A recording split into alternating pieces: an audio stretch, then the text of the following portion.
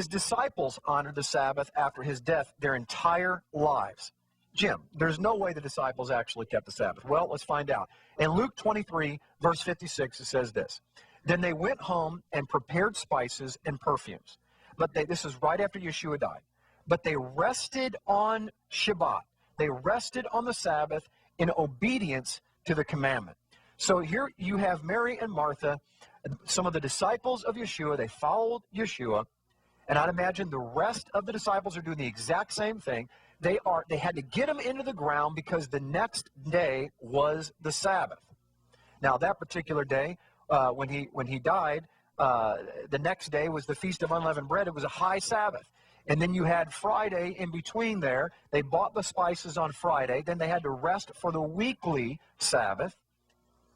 Now, why would they be resting if they're not obeying the Sabbath? They are literally, after the death, they are obeying the Sabbath. And I'm going to suggest as we move through here, you see many more times where it's alluded to that they actually kept the Sabbath, that they did not get the memo that Yeshua sent them saying the Sabbath was done away with because there was none. 1 Corinthians 7:19 says this, circumcision is nothing and uncircumcision is nothing.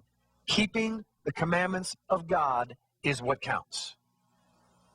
Do you hear what Paul is saying here? Paul is saying that, listen, he's talking about salvation, and there's a big debate on whether you can be saved if you're circumcised. And this is the way that he would have said it, because this is the context. Circumcision means nothing. Uncircumcision means nothing. Both of you guys are wrong. Neither one of them are required for salvation. What really matters is keeping the commandments of Yahweh through faith. The same message that Yeshua gave, the same message that Yahweh gave on Mount Sinai, and the same message that he gave to Adam in the garden. Continuity. God never changes. He always remains the same. Paul says in Romans 3:31, do we then nullify the law by this faith, the faith of Yeshua? Not at all. Rather, we uphold the law. So we have Paul in Romans chapter 3, verse 31, telling us that he upholds the law. Let me ask a question, maybe even a bit of sarcastic question, is would anyone remotely insinuate that when he says that he upholds the law, that he is not referring to the Sabbath as being part of that law when it's the top 5? Number 4 on the charts, if you will?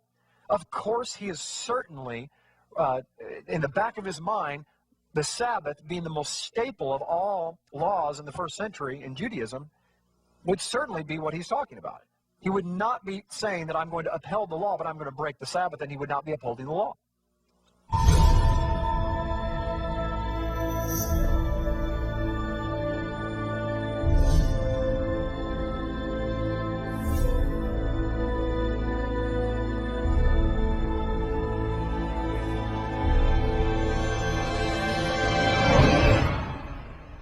Come and join us as we travel back in time 4,000 years ago to discover exactly where the holidays of Christmas, Easter, and even Valentine's Day come from. Why do we celebrate the birth of Jesus on December 25th? Whose birthday really is on December 25th? Where did we come up with December 25th? Where did the star on top of the Christmas tree come from?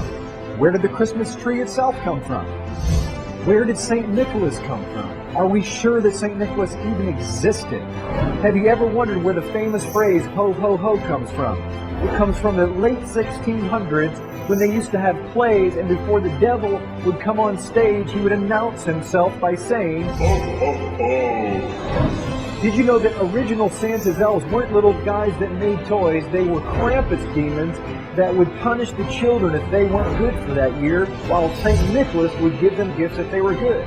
Who is the Easter Bunny? Where did we get Easter eggs from? Why do we celebrate Easter on the first Sunday after the vernal equinox? Did you know that Christmas was illegal in the United States until the mid-1800s? Can we celebrate these holidays according to the Bible?